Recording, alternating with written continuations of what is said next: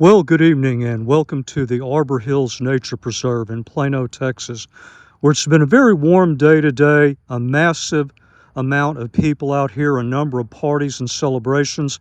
So it's been quite the challenge to find a decent spot to film an intro for tonight's exercise, which is a field test of the OLIGHT Arkfeld UV. I've received a number of requests to review this light, and I do like to accommodate these requests whenever I can. Now, a lot is already known about the Arkfeld. There are lots of reviews out there. No need for me to rehash all that. Let's just get right into the action. This model adds UV. There are, of course, a number of good use cases for UV indoors. Outdoors, if you're into night hiking, I can pretty much guarantee from past experience that UV will give you a new dimension to your night hiking adventures. For me personally, I use UV a lot in tracking in wilderness search and rescue. Even in situations that I'm not blood tracking, I've often uncovered very interesting sign in UV that I missed under a softer white light. The problem is I typically use something with about this form factor, a lower lumen, floody light, white, to do my initial study of footprints and other sign. Well, then I have to switch to a completely dedicated UV light. Let's see. Yeah, there it is right there. And here's how the two roughly compare in size. Well, switching back and forth between those two lights is really cumbersome. With the OLIGHT, it's as simple as this: back and forth and back and forth. So simple, even I can do it. I can even do it wearing gloves, which is important because I have to operate year-round, in the dead of winter with gloves and in the heat of summer when my hands are sweaty. Now, on that note, OLIGHT claims that this is a non-slip grip. Well, it's not quite hot enough tonight to make a determination of that. I'll weigh in on that later in the year. Okay, enough of me babbling on. In fact, I'm tired of listening to myself. You want beam shots? You want to see how this performs in realistic circumstances? We're right here at the bridge where I normally film my output level tests, so let's get right to it. Here we are in low. I'm just moving around the periphery of the bridge, getting a little bit of information on what's on the ground in front of me. This is actually a little bit better than I expected. I've been using the light now for about a week. I have used low as an admin mode. This would also be useful for people who are doing macro photography and trying to get up close and look for spiders and lizards and other insects and so forth. That might also be another good use case for this mode.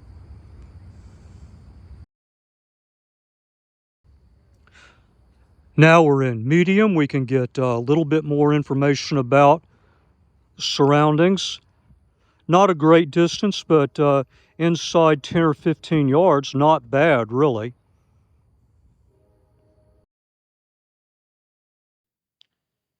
High is where things really start to get interesting. I think this is a very good mode for close to medium proximity situational awareness. I mean, I could do detections, not identifications, but detections out to 20, 25 yards pretty easily.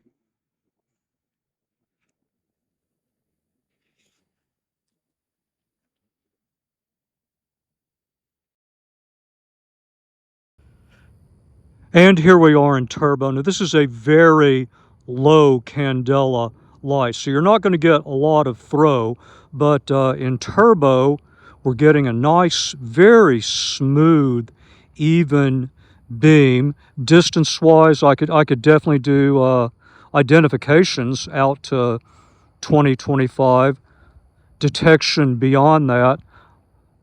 But the thing I like about this, for this form factor and anticipated use cases, is you just have that very nice, smooth, even beam. And when I'm using it at lower output levels for tracking and close quarters terrain examination, this should be perfect.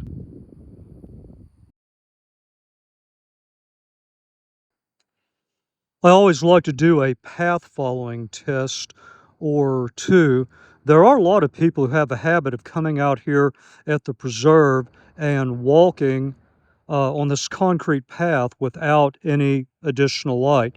And it is possible with the ambient light from the surrounding city, any available starlight or moonlight, of which we have a minimal amount tonight, to do that, especially once you get your night vision going.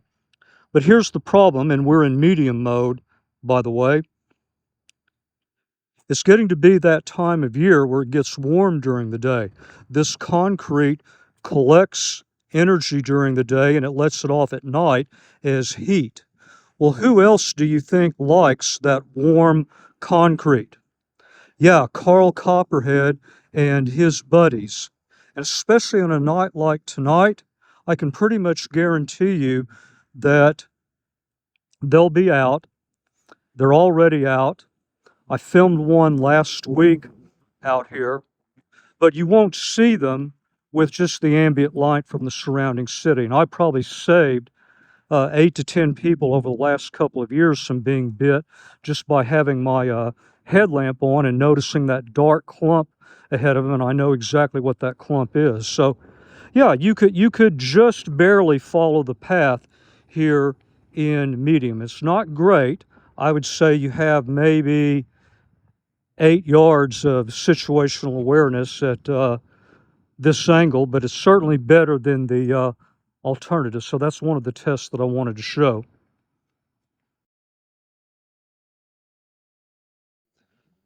Here's another test for a groomed path. I'm holding the Arkfeld approximately at the same height as my forehead. I run about 5'7". Now we're following a groomed path, but it's not concrete. Yeah, and this high mode is definitely getting the job done. I've got more than enough illumination right in front of me to see anything, including the contours of the ground. That's important if you want to avoid falling. And I've got okay downrange situational awareness. Not great, but okay. So I think, this is the mode you would want to go with in this type of situation. Now, the question is, of course, how long could I run this continuously before I'm in deep trouble? Well, that's probably the subject of another video, but I hope that this is a good data point for you.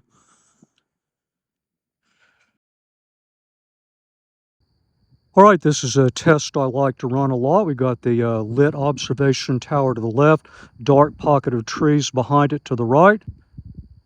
And there's turbo. Actually, for a light that is this low candela, it's doing a rather credible job of giving me some good information about the tree line. All right then, let's go do some UV tests. So it's easy to pick up little pieces of trash and things like that. Somebody, I guess that's a balloon. We had a number of celebrations out here today, so I suppose that makes sense. Other little pieces of trash, everything else remains rather flat.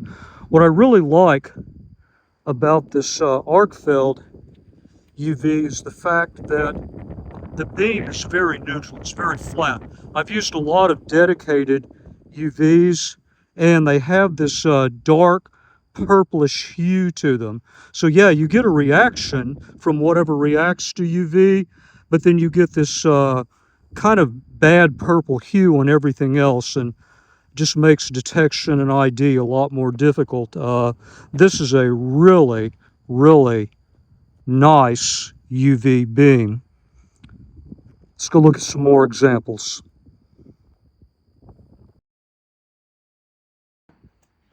Okay, this is the ultimate example of UV and looking for various insects and so forth at night. There's our scorpion.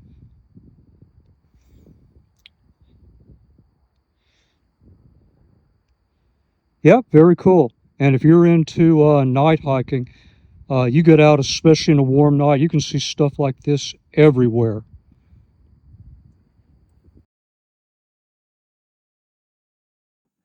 We're at the top of the observation tower. There is a little bit of ambient light, but this will give you an idea of what a water bottle looks like in UV.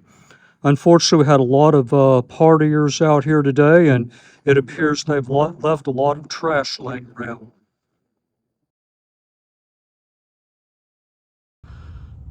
So here we have some sort of, I'm guessing this is a centipede or some type of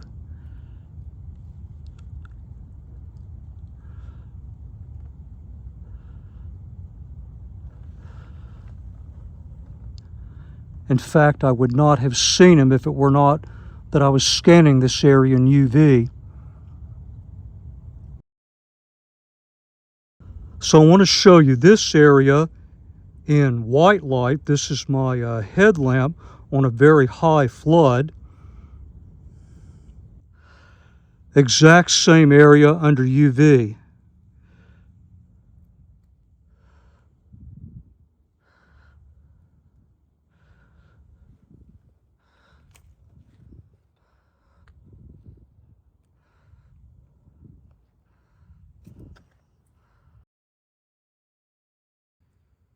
So I'm back up to the parking lot in the picnic area. Not much out tonight, which is surprising for such a warm night. Assortment of spiders, the usual rabbits, a couple of deer.